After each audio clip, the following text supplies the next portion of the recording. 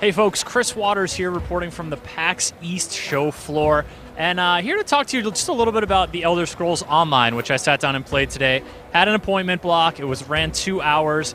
I gotta be honest, I went in expecting to be like, alright, I'll play this about half an hour, go out and check out some other stuff on the show floor. I sat down, it started off like Elder Scrolls games do, you know, I'm in the hold of a ship, I was pulled out of the ocean, I gotta create my character, start off, and then 2 hours later, I realized I had to go to the bathroom super bad and my appointment was over, and I just gotten totally sucked in. So why did that happen? I mean, I don't play MMOs too much, but I did play a bunch of Skyrim, so that's kind of what I was looking for. Does it have that kind of Elder Scrolls feel? Does it suck you in the way that Elder Scrolls does? And so I sat down, played my orc lady, was like swinging an axe at folks with a shield for a little while, and right away I sort of got sucked into a quest, you know, of course. Please go find these 3 crew members for the ship captain that rescued me, all right? Found one of the crew members, I freed him from a jail.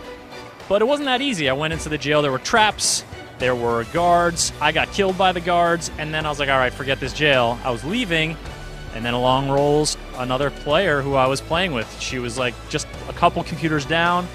We went through, we killed everyone, so Elder Scrolls with someone alongside of you can be pretty cool. We freed this guy, and then he's kind of sketchy, and he's like, yeah, man, like, let's just go kill the Goblin King and get this gem that I had back. And we both, almost at the same time, chatted to each other, I don't trust this guy.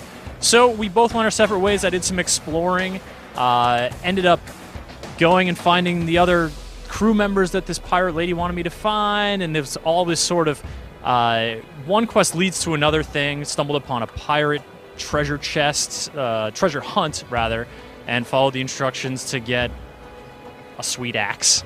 And of course, it's tracking in the typical MMO way with the lists, you know, on the side of what quests you have available and what you're doing.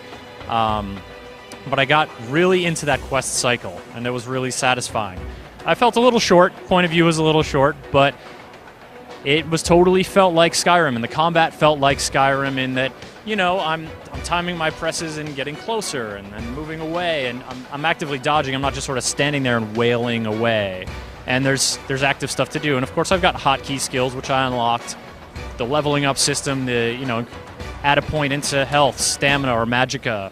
The assign skill points thing works a little differently. The skills unlock more traditionally like an MMO and bind to hotkeys, but their effect in combat was the same, and I could wield more things immediately, and I ended up having fun, just fighting wolves and beating up crabs and sneaking into a pirate camp wearing a disguise that I mugged off of one of them, using this like crazy fire chain magic that is exactly like what Scorpion does in Mortal Kombat.